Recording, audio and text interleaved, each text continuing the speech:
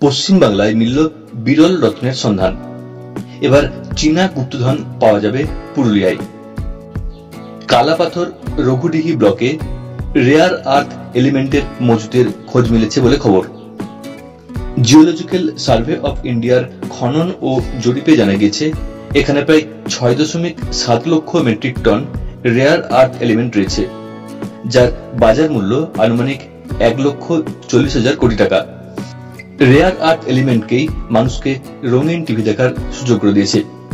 এটি মূলত ১৭ ধরনের বিশেষ মৌল, যা ইলেকট্রনিক পণ্য, নবায়নযোগ্য শক্তি উৎপাদন, প্রতিরক্ষা সরঞ্জাম এবং উন্নত প্রযুক্তি নির্ভর শিল্পে ব্যবহৃত হয়।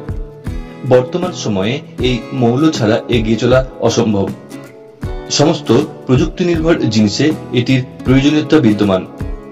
বিশ্বে উপস্থিত এই মৌলের ৯০% শুধু পাওয়া যায় চীনে। তাই চীনের বাড়বাড়ন্তের নেপথ্যে এর অবদান যে কম নয় তা বলাই যায়। এবার এমন দামি সম্পদের খোঁজ পাওয়া গিয়েছে ভারতের একাধিক রাজ্যে।